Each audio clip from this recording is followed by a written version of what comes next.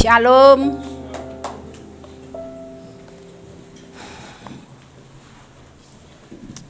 Gimana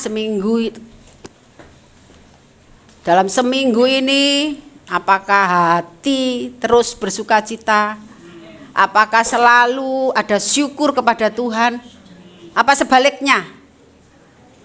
Dalam perjalanan seminggu ini, gak usah yang kemarin-kemarin ya, seminggu ini aja. Apakah kita masih menggerundel? Walaupun firman Tuhan sudah disampaikan oleh hamba-hambanya seminggu 3 kali. Apakah firman Tuhan itu menegur kita, mengingatkan kita? Apakah hanya berlalu begitu saja setelah ibadah selesai dan lupa? Marilah kita yang sudah mengikut Tuhan yang begitu lama, jangan sia-siakan hidup kita ini. Saatnya kita bersungguh-sungguh dalam mengikuti Tuhan. Saatnya kita bersungguh-sungguh dalam memberikan hidup kita kepada Tuhan. Tidak seenaknya aja. Kalau kita mood, baru datang ibadah, mau melayani. Kalau enggak mood, nanti aja, aku belum mood, aku belum siap. Tapi Tuhan mau, siap, enggak siap, keadaan baik, tidak baik, kita harus ada di dalam Tuhan. Kita harus melakukan apa menjadi kehendak Tuhan. Bukan kita pilih ya, sing iso tak garap, sing gak iso tak kekno liyane. Tidak, saudara. Tuhan sudah memperlengkapi kita dengan kuasanya.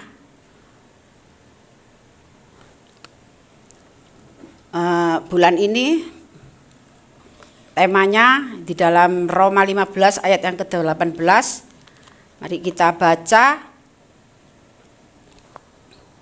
Sebab aku tidak akan berani berkata-kata tentang sesuatu yang lain kecuali tentang apa yang telah dikerjakan Kristus olehku. Aku tidak akan berani berkata-kata tentang sesuatu yang lain kecuali tentang apa yang telah dikerjakan Kristus olehku. Berarti Paulus ini mengatakan, aku gak wani ngomong apa-apa, yang keluar dari mulutku gak wani aku ngomong sembarangan. Kecuali Kristus yang sudah mengerjakan di dalam hidup Paulus. Hanya Kristus yang akan diberitakan, yang akan diperkatakan, bukan yang lain. Delok kene ae lak ngono.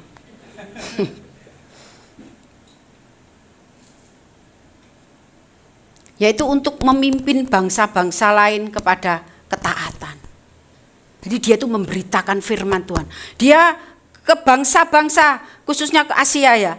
Dia dia keluar itu hanya untuk apa? Untuk memberitakan kebenaran firman Tuhan. Memberitakan kasih Tuhan. Pengorbanan Tuhan bagi kita. Itu yang Paulus kerjakan.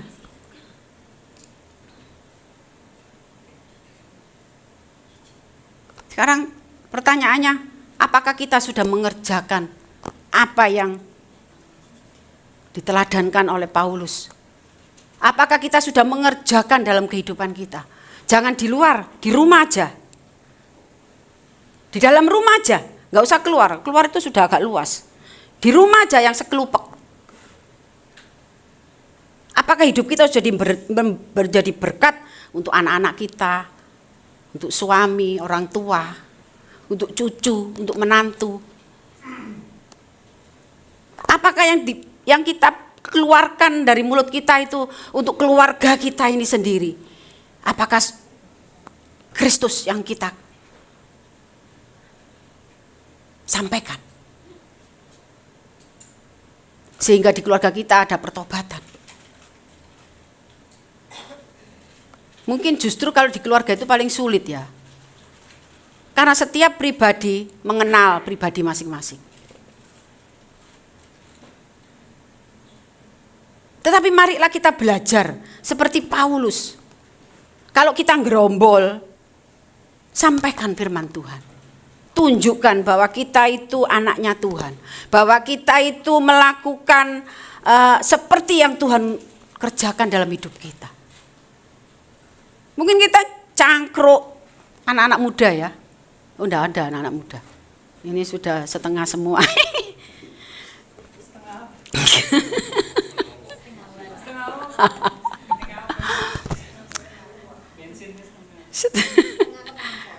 Tapi saya percaya kok, walaupun umurnya sudah setengah, tapi saya percaya kedewasaannya sudah full. Nah, haleluya. Bahkan meluber sehingga bisa memberkati kiri kanan. Menjadi api.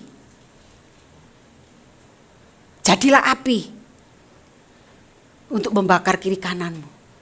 Bukan mulut kita ya yang membakar jadi emosi orang lain kiri kanan. Akhirnya pertengkaran, tidak. Tapi Roh Kudus ini, api Roh ini bisa membakar sekeliling kita. Sehingga sekeliling kita yang tadinya cuma anyep-anyep jadi ikut terbakar, ikut.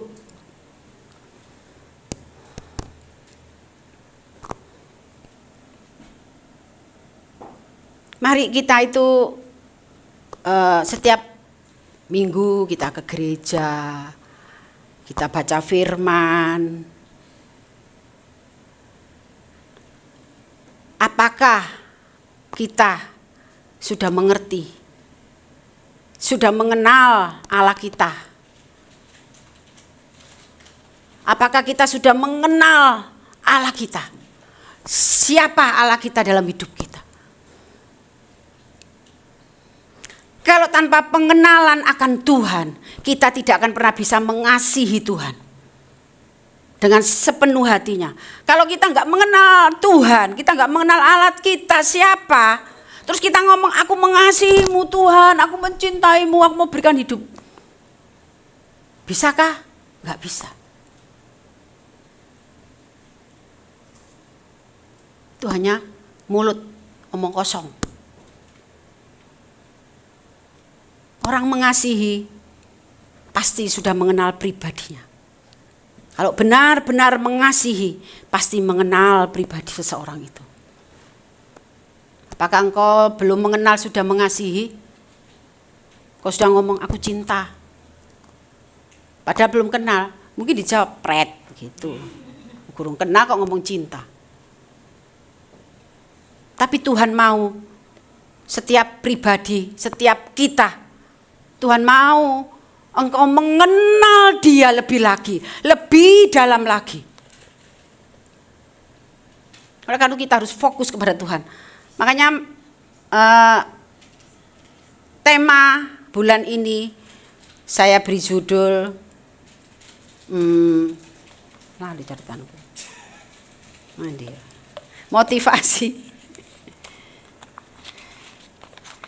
motivasi hidup hanya untuk Kristus. Kita harus punya motivasi, saudara.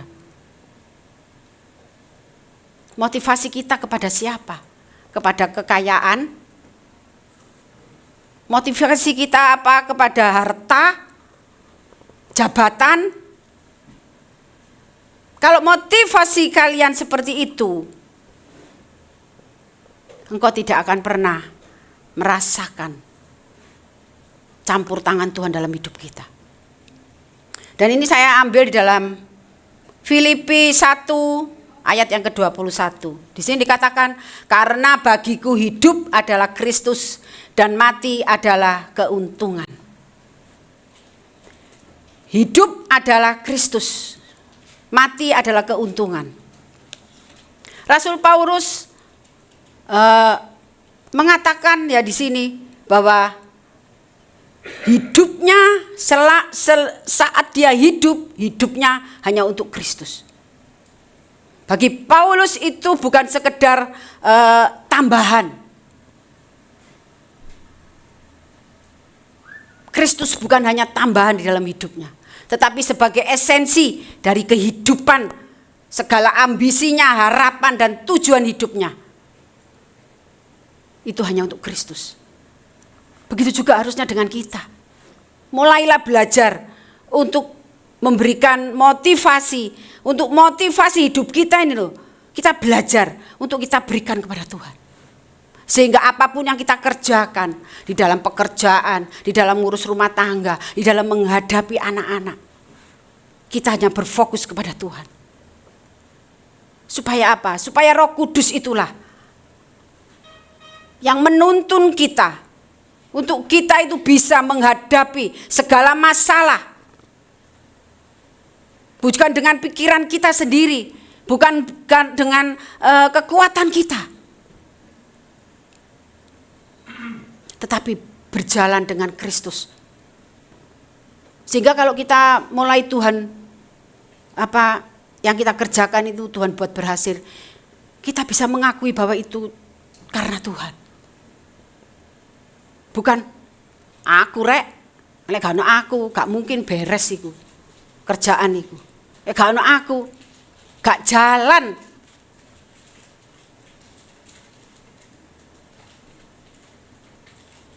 Dan kita sebagai anak orang percaya, kita harus memiliki motivasi hanya kepada Kristus. Harapan kita, tujuan hidup kita hanya untuk Kristus. Mengenal Kristus lebih dalam lagi. Karena dengan pengenalan akan Tuhan, dengan kita mengenal Kristus di dalam hidup kita, kita tidak mudah putus asa. Kita tidak mudah menuduh orang lain. Kita tidak mudah sakit hati atau tersinggung sama orang lain. Saudara-saudara, kapan lagi kalau tidak dimulai, tidak kita melangkah, kalau kita masih diberi kesempatan Tuhan, pakailah kesempatan itu dengan benar, dengan baik. Jangan menunda-nunda. Jangan mementingkan diri kita sendiri dengan egois kita. Kita masih mempertahankan akunya ini loh. Tapi Tuhan mau akunya ini ditaruh, mulai pakai kerendahan hati. Dengan kerendahan hati kita tidak mudah orang ini menyakiti kita. Kalau kita tidak memiliki hati yang mengasihi, kita akan gampang tersakiti, saudara. Hati ini sensitif, sensitif kalau orang Jawa Barat ya. Tidak bisa ngomong sensitif itu, tidak bisa, sensitif. Rentan, tidak bisa yang namanya kesenggol itu nggak bisa. Kita ini manusia. Saya ngomong sama Maria begini, Cik, untung ya Tuhan itu dadi menungso.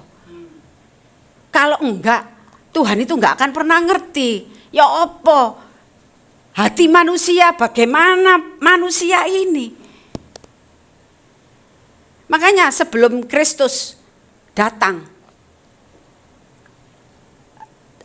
menjadi manusia, itu adalah Allah yang disebut Allah Yahweh ya. Kalau dulu itu ya, zaman perjanjian lama. Lihat, hukumnya keras. Tapi akhirnya Tuhan turun sendiri ke dunia. Supaya dia tahu, dia merasakan bagaimana. Jadi tidak ada orang yang bisa ya Tuhan itu Allah, nggak ngerti ya apa manusia, gimana manusia itu, tapi Tuhan sudah mengerjakannya. Dia disiksa, dia dihina, dia merasakan yang namanya dihina. Kita masih belum pernah diludahi, Tuhan sudah pernah diludahi. Kita nggak pernah disalib, Tuhan sudah merasakan, apalagi ditancapi sama duri. Kita ketutul domae loh. Waduh. Itu cuman jarum titik ini. Sedangkan duri itu mancep, katanya sampai 10 cm masuk ke dalam. Itu hanya untuk siapa? Untuk kita semua. Kita nggak akan pernah bisa mengerti pengorbanan Tuhan kalau kita tidak mengenal Dia. Oleh karena itu, biarlah motivasi kita mulai mengarah ke Kristus. Kalau sudah motivasi kita ke Kristus, Roh Kudus inilah yang memimpin kita. Karena kita mau motivasi kita, apa yang kita kerjakan itu hanya untuk Kristus.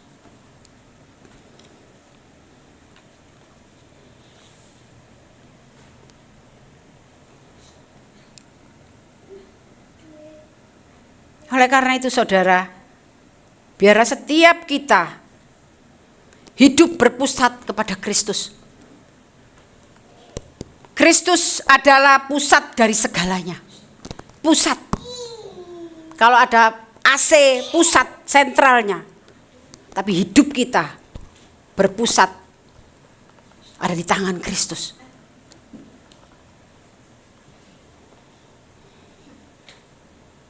Kristus segalanya bagi kita.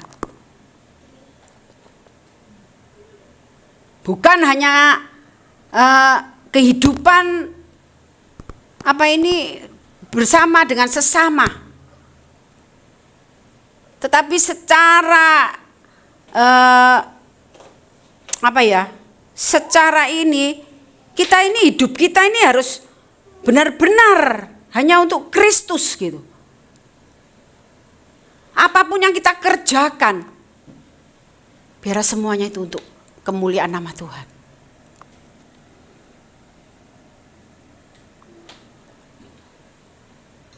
Kita harus berfokus kepada Tuhan sebagai sumber kekuatan dan tujuan hidup kita. Dengan taat pada firman-Nya dan menjauhi keinginan duniawi. Ini yang penting. Sulit. Kalau kita masih pro sama dunia, terus mau enak, sama tetap selamat, itu enggak bisa. Kita enggak bisa kompromi sama dunia.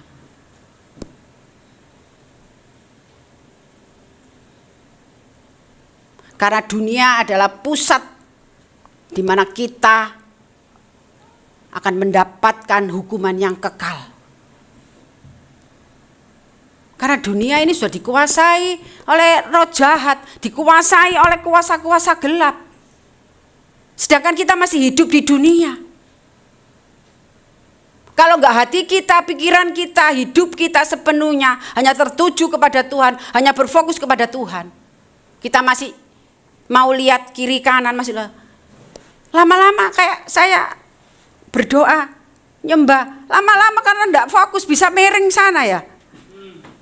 Begitu juga dengan kehidupan kita. Kalau kita masih melirik enggak lama-lama kita dibawa. Sudah lupa jalan. Mari kita belajar untuk berfokus kepada Tuhan. Jadikan Tuhan sumber kehidupan kita. Sumber segalanya. Segalanya. Dalam menghadapi apapun, dalam pergumulan,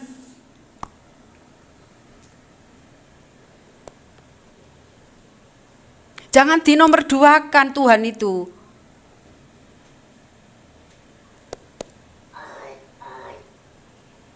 Jangan kalau ada apa-apa kita cari cara dulu. Oh, koncoku iku rek duwe akeh sok nolong aku. Oh, omku duwe jabatan nok pemerintah. Pasti ku sok nolong aku. Tapi mulailah belajar. Saat engkau menghadapi apapun, masalah apapun, bahkan sekecil apapun, jangan meremehkan. Masalah cilik. Oh, enggak bisa. Masalah kecil kalau Tuhan tidak turut campur tangan. Mulailah kita mulai belajar saat apapun ngomong sama Tuhan. Fokuskan hidup kita kepada Tuhan. Kalau kita mulai belajar memfokuskan, kita nggak bisa. Apa-apa pasti Tuhan, apa-apa pasti Tuhan tolong. Saya itu mempraktekkan. Saya mulai belajar seluruh kehidupan saya, seluruh apapun. Saya mau bawa kepada Tuhan. Mungkin itu dalam kegagalan saya bawa sama Tuhan. Seperti saya waktu baca di dalam Kejadian ya. Kejadian 26. Ketika hamba-hamba Ishak meninggal menggali di lembah itu, mereka mendapati di situ mata air yang berbual-bual.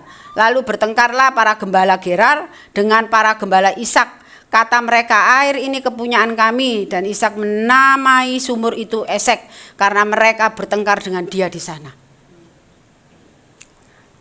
Saya waktu baca ini tiba-tiba Tuhan tuh memberikan pengertian gitu. Bahwa apa yang dikerjakan Ishak dengan hamba-hambanya untuk menggali sumur Abraham dulu. Dan dia menemukan sumber air itu berbual-bual. Tapi ini ya dia siapa ini? Para gembala Gerar. Dia akhirnya mereka mengakui gitu ya. Akhirnya mereka bertengkar gitu. Sudah. Akhirnya hamba Abraham ini cari lagi sumur yang satunya sampai pada sumur yang keberapa ini ya. Dia menggali sumur yang ke-22. Ia pindah dari situ dan menggali sumur yang lain lagi. Tetapi tentang sumur ini mereka tidak bertengkar. Sumur ini dinamainya Rehobot. Dan ia berkata, sekarang Tuhan telah memberikan kelonggaran kepada kita sehingga kita dapat beranak cucu di negeri ini. Apa maksudnya ini? Tuhan memberikan pengertian kepada saya bahwa apapun yang sudah kita kerjakan tadinya berhasil, tiba-tiba ada aja gitu. Akhirnya hasil ini tidak jadi milik kita. Mungkin ya itu seperti kayak sumur akhirnya bertengkar, dia ditutup sumurnya itu tadi, dia gali lagi. Begitu juga dengan kita. Kita punya usaha apapun, tapi tidak berjalan seperti yang kita mau. Apapun itu, dalam pekerjaan, dalam segala hal. Kalau memang itu akhirnya tidak sesuai yang kita mau, jangan itu menjadikan kita itu putus asa. Jangan kita terus marah-marah. Jangan kita terus, Tuhan kok koyok ngene, aku sudah begitu lama. Tuhan itu, ya mungkin Tuhan tahu, ya enggak mungkin ya. Tuhan tahu, bukan mungkin lagi. Tuhan tahu pergumulan saya, apa yang saya kerjakan. Jadi Tuhan itu mengingatkan saya, Tuhan kayak menghibur saya. Ya Tuhan, terima kasih. Apa yang saya kerjakan kelihatannya tidak berhasil. Saya percaya satu hari seperti hamba Abraham, hamba Ishak ini, dia akan mendapatkan sumur dan tidak ada yang menghalangi lagi. Sebab apa yang dikatakan di sini, Tuhan telah memberikan kelonggaran kepada kita sehingga kita dapat beranak cucu di situ. Tuhan memberikan. Kalau memang itu sudah waktunya, itu memang sudah menjadi milik kita, nggak ada yang bisa merampas. Tuhan menutup mulut hamba-hamba Gerar ini, sehingga mereka tidak ngajak berantem, sehingga sumur itu tidak ditutup. Kalau kita mengenal Bapak kita, sehingga kita itu bisa dibukakan. Apa yang tadinya kita itu di dalam hati Tuhan, itu satu saat mungkin enggak, waktu kita, Tuhan kok begini ya Tuhan, aku kok terus seperti ini. Apa ya Tuhan yang sudah aku lakukan? Apa aku sudah berdosa Tuhan? Tapi ternyata itu enggak. Kita enggak berbuat dosa. Kita sudah benar di hadapan Tuhan. Ada waktunya anakku. Ada waktunya. yang menjadi milikmu tidak ada yang bisa mencurinya. Tuhan akan membuka berkat-Mu. Kalau itu Tuhan sudah menghendaki. Kalau memang belum terjadi, bersyukurlah. Cari jalan lagi, cari lagi. Seperti saya usaha warung kopi yang tadinya rame, sekarang bisa kayak dijilat setan gitu. Sampai terkadang saya di warung kopi itu enggak ada yang sama sekali yang beli. Saya bukannya marah-marah ya. Saya itu sampai tertawa sama Maria itu. Lah apa Mbak Rus? Lah ya aku ki buka warung kok gak ono sing ngopi. Sambil ketawa itu tersenyum. Saya bersyukur, cuman saya dalam hati gini, Tuhan aku tahu. Berkatku bukan dari sini Tuhan. Berkatku dari Tuhan. Tuhan sanggup membuka berkat bagi hidupku. Dan kemudian saya kok ngene yo, aku tak buka lagi usaha tambahan supaya kalau memang ini enggak ada keluar dari sini, ada dapat dari sini. Ini sudah beberapa hari.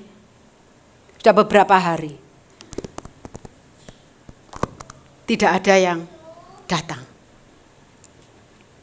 Pas saya marah sama Tuhan, enggak. Nah, waktu itu saya terus kasih ini, firman Tuhan ini. Tuhan, aku percaya. Mungkin kau masih belum mengizinkan aku untuk jual ini, tapi saya mau Tuhan terus. Aku percaya Tuhan pasti memberkati. Saya enggak marah. Saya enggak sakit hati, saya saya tetap bekerja bersihkan. Tapi kadang-kadang ya itu tadi iblis kan ngurek-ngureki ya. Mana ngene terus ya apa? Ngene ki nek kulaan ya apa ya? Kadang-kadang ya seperti itu. Ya jujur aja ya. Namanya kita juga punya mata melihat, punya perasaan, punya rasa dalam hati ini melihat.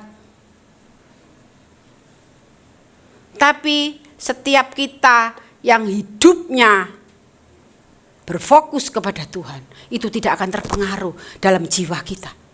Tidak sampai mau mengaruhi jiwa kita.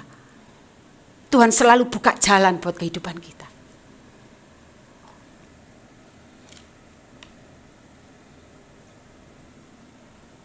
Dikatakan di sini di Matius 6 ayat 33, 34. Sebab itu janganlah kamu khawatir akan apa yang kamu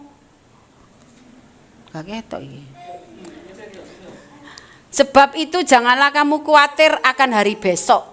Karena hari besok mempunyai kesusahannya sendiri. Kesusahan sehari cukuplah untuk sehari. Nah, ini ayat masih Celidia ini ya. Janganlah kamu khawatir akan hari besok. Apa mana ya kamu memikirkan masa depannya anakmu yang masih umur kayak selda sela wis dipuwekirno kok iso enggak kuliah. Biar kita menghadapi hari ini, apakah kita bisa melewati, itu cukup buat kita.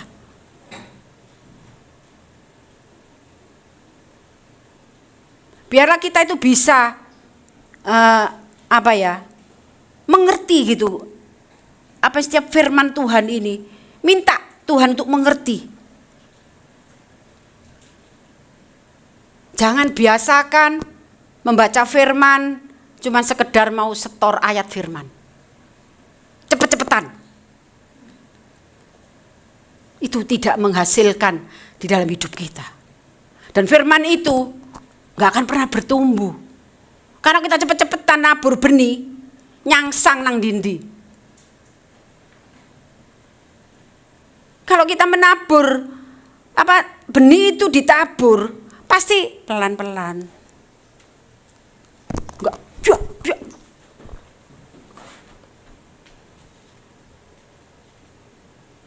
Supaya apa? Supaya benih itu bisa tertanam di tanah yang subur. Hati kita Dengan merenungkan firman Tuhan, Roh Kudus itu menggali hati kita ini, digemburkan tanah itu. Supaya nggak keras lagi, supaya benih itu kalau ditabur nggak mendal. Dia bisa masuk. Makanya belajar untuk membaca firman Tuhan itu merenungkannya.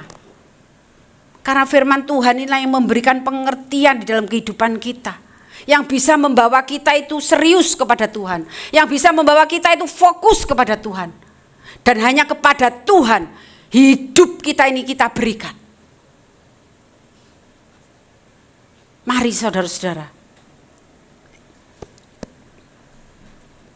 Jangan kita menyia-nyiakan, jangan kita menyepelekan. Aku sik umur 40, sik suwe rek. Tuhan kan ini 70, sik 30. Engko ae cedek-cedek 70. Sing umur 40 aja tersinggung ya. Sing umur 40 mesti mesem. Aku wis lebih. Tinggal tunggu 10 tahun lagi. Ya, usia di Alkitab 70 tahun.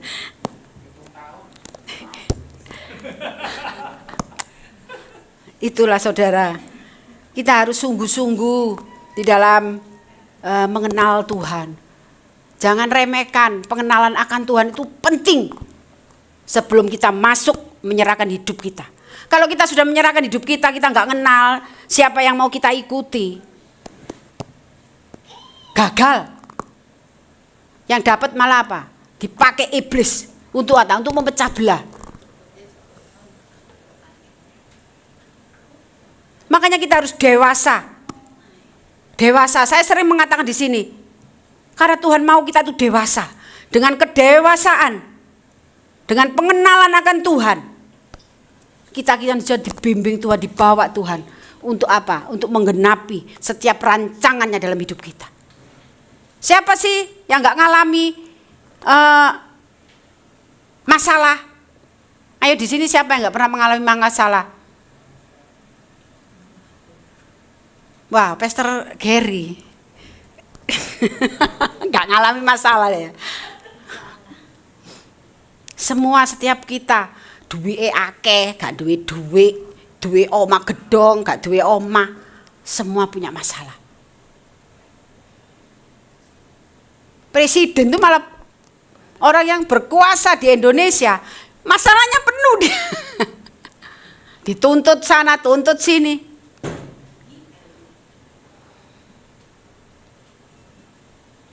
Tapi biar kita orang-orang yang percaya kepada Tuhan, serahkan hidup kita.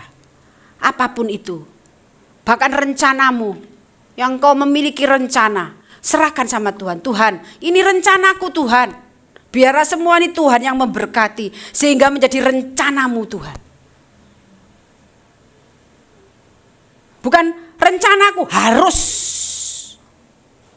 digenapi, rencanaku harus terjadi. Akhirnya apa?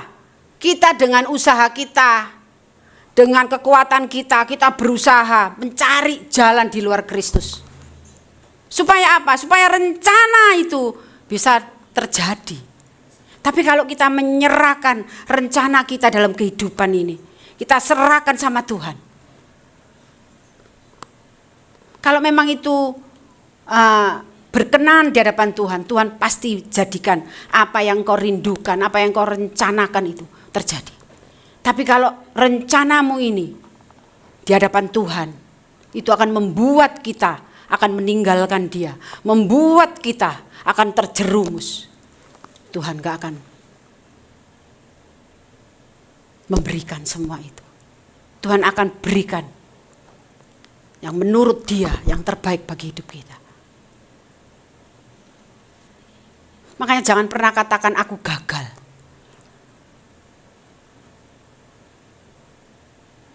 Bukan gagal. Katakan di dalam hatimu, aku gak gagal. Tapi ini tidak seturut dengan kehendak Tuhan. Karena kalau engkau mengatakan aku wis gagal, itu akan terus menghantui apa yang kamu kerjakan. Wah, engkau pas gagal. wah kok pas gagal. Karena saya seperti itu. Aku mau usaha ini, aku pas gak iso, gak kembang, aduh. Tapi kemudian saya, Tuhan, aku mau usaha ini Tuhan. Kalau Tuhan izinkan, Tuhan memberkati, Tuhan sendiri yang menjadikan usaha ini bisa ramai. Kalau akhirnya tidak sesuai yang saya mau, Tuhan terima kasih. Aku percaya Tuhan memberkatiku dengan caramu. Sehingga apa? Sehingga saya ini damai sejahtera gitu. Saya kadang-kadang, kok aku gak ngeluh ya pirang-pirang minggu. Padahal saya itu, pergumulan saya itu, waduh. Tapi itulah kalau kita itu mengharap hidup kita itu kita serahkan sama Tuhan. Tuhan sendiri yang akan berbicara terus di dalam hati ini. Kita akan percaya di dalam segala hal Tuhan turut bekerja untuk apa? Mendatangkan kebaikan bagi setiap kita. Jadi kalau Tuhan turut bekerja, kalau itu enggak berhasil seperti yang kita mau, itu untuk mendatangkan kebaikan. Bukan Tuhan enggak sayang, itu mendatangkan kebaikan buat kita. Seperti anak-anak, kalau kita larang, jangan ke sana. Apakah kita enggak sayang? Kita sayang, supaya mereka tidak celaka.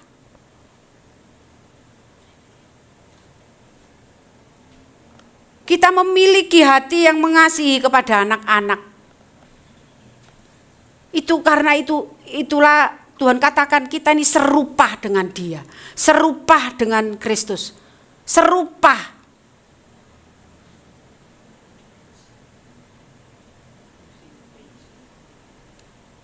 Jadi hatinya Bapa ada di dalam hati kita. Kita diberikan itu rasa kasih.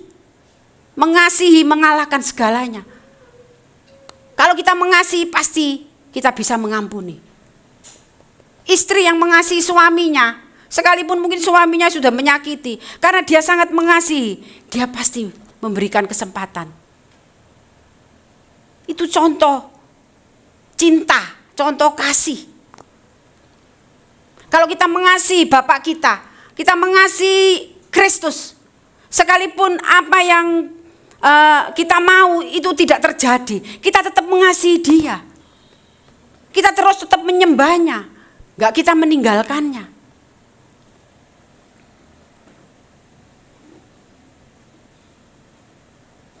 Apapun juga yang kamu perbuatlah dengan segenap hatimu. Seperti untuk Tuhan dan bukan untuk manusia.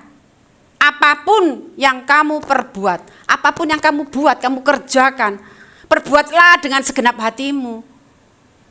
Mungkin bosmu itu bengis, sakwenake dhewe.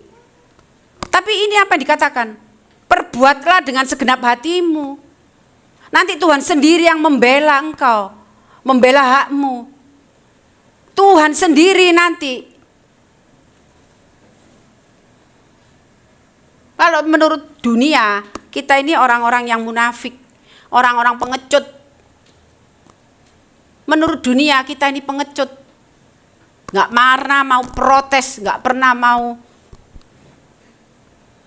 Karena apa? Tuhan mengajarkan untuk mengasihi. Apapun yang kamu lakukan, kamu kerjakan. Lakukan itu dengan segenap hatimu, seperti untuk Tuhan. Kalau kita melakukan untuk Tuhan, pasti kita dengan senang hati. Tapi kalau kita melakukan sesuatu dengan terpaksa, mungkin kita sudah enggak mencintai lagi pasangan kita. Mungkin ya, jangan sampai ya di sini enggak ada. Ada yang enggak mulai bosen karena kelakuan pasangan itu.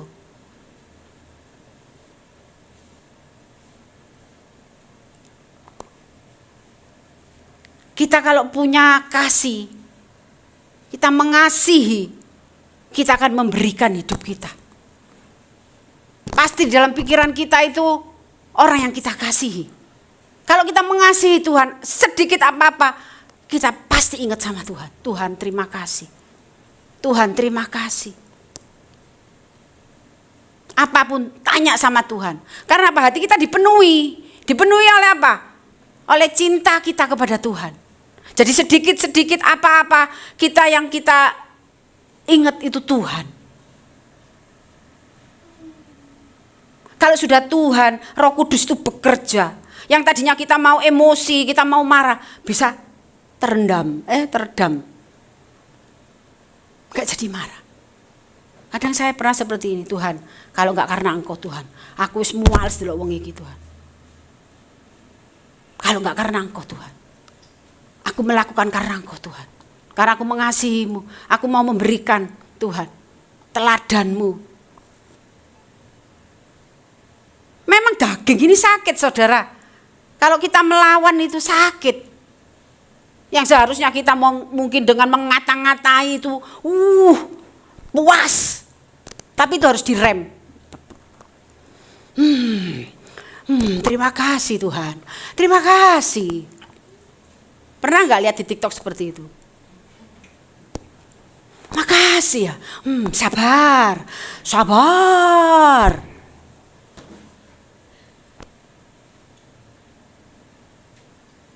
Tapi itu harus dengan kekuatan yang dari Tuhan. Kalau dengan kekuatan yang dari Tuhan, kita akan lama kita akan apa? Kita bisa benar-benar mengasihi. Dan itu tidak mempengaruhi jiwa kita, tidak mempengaruhi perasaan kita. Justru kita akan mengasihi, kita akan mendoakan orang itu. Tapi kalau dengan kekuatan kita, ada batasnya saudara kekuatan kita. Sepisan gak mau reken, kedua ya wis, ketiga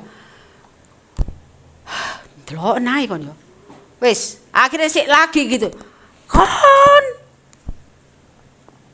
pecah udun ini di sini karena ngempet saudara. Orang ngempet itu sakit, kayak saya dulu di Bali ngempet, sakitnya setengah mati sampai supirnya bingung. Ya bingung. Sing gak numpak bis ya bingung tole-tole ngomong apa iku. Sing numpak bis. Jangan diempet saudara. Luapkan, katakan sama Tuhan. Biarlah kita belajar berfokus kepada Tuhan. Motivasi kita mulai bawa kepada Tuhan. Hanya untuk Tuhan saja. Supaya hidup kita ini ditata sama Tuhan. Yang tadinya motivasi kita itu punya segalanya, punya mobil, aku harus punya mobil. Mosok ora arek iku biyen gak ono apa-apa mbek aku, saiki ku sok lebih sugih, aku harus kaya. Itu mulai apa? Iblis. Ah, iya wis. Mulai nanti iblis bawa teman yang ada bawa untuk apa? Oh, kamu kasih pekerjaan yang benar-benar itu bekerja yang dari iblis, dosa. Karena menjanjikan, akhirnya diterima.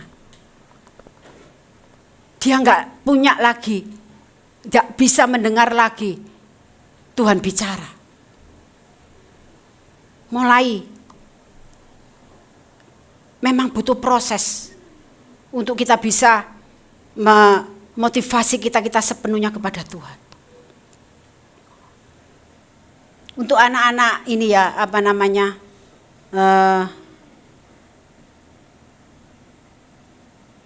untuk motivasi hidup di dalam kitabnya di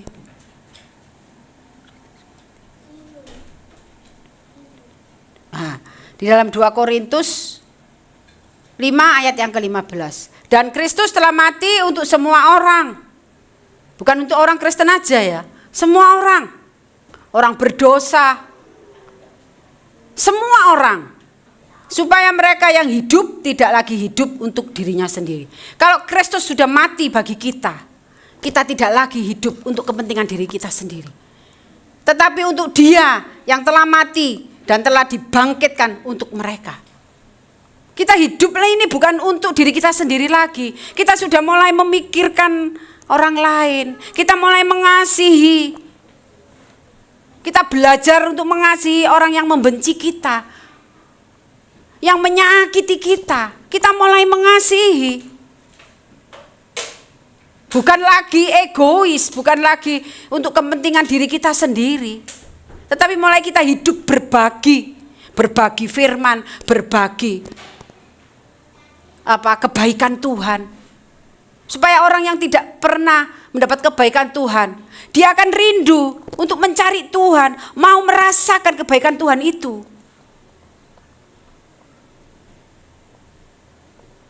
Jangan egois lagi. Yang penting aku wis nang gereja. Soal jiwa-jiwa itu urusannya gembala. Pak Gembala, urusanmu Pak Gembala. Tapi itu jiwa-jiwa itu yang Tuhan mau. Tuhan mau semua orang. Semua orang Tuhan mau diselamatkan. Kitalah yang sudah diselamatkan ini. Giliran kita, bagian kita untuk memberitakan firman Tuhan.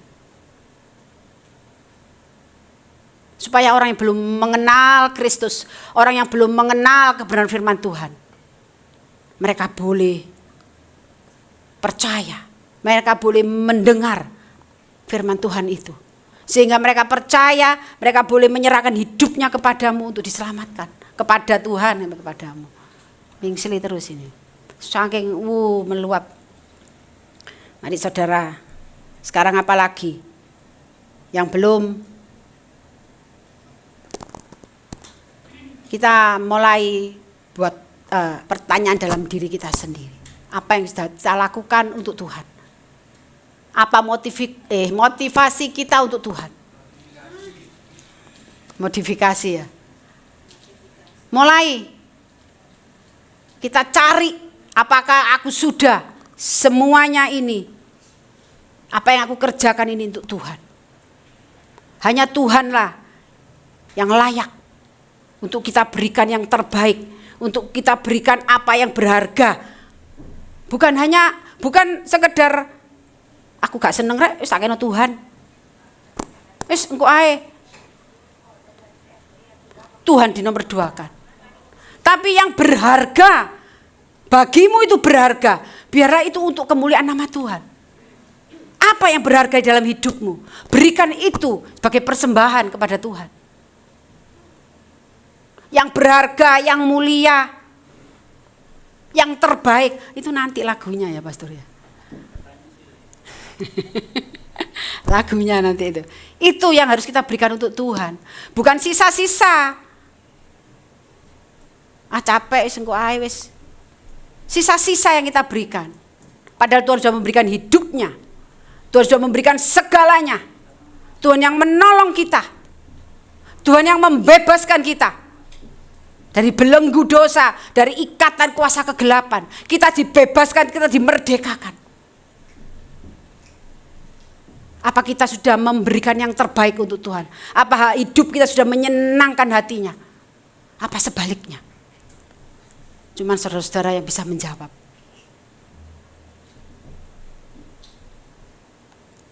Saya kira firman Tuhan si ono ya. Nah ini masih kurang satu lagi nih. Di dalam 1 Timotius 4 ayat 12. Jangan seorang pun menganggap engkau rendah ini. Jangan ada di sini menganggap diri kita itu rendah. Karena engkau muda, engkau menganggap engkau rendah. Oh aku sih umur sakmene, aku gak iso apa-apa, aku gak ngerti. Aku lho sapa-sapa. Kita memang bukan siapa-siapa di hadapan Tuhan. Di mata Tuhan kita ini bukan apa-apa. Tapi karena kemurahannya, karena anugerahnya, kita itu bisa berharga di matanya itu karena Tuhan. Karena anugerah Tuhan itu loh.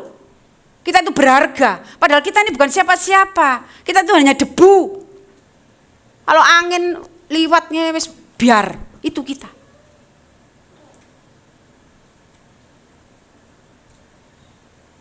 Tapi karena Tuhan mengasihi kita, Jadilah teladan bagi orang-orang percaya dalam perkataanmu, dalam tingkah lakumu, dalam kasihmu, dalam kesetiaanmu, dan dalam kesucianmu. Jangkep iki, lengkap firman ini. Jadi teladan dalam perkataanmu, ojo sembarangan.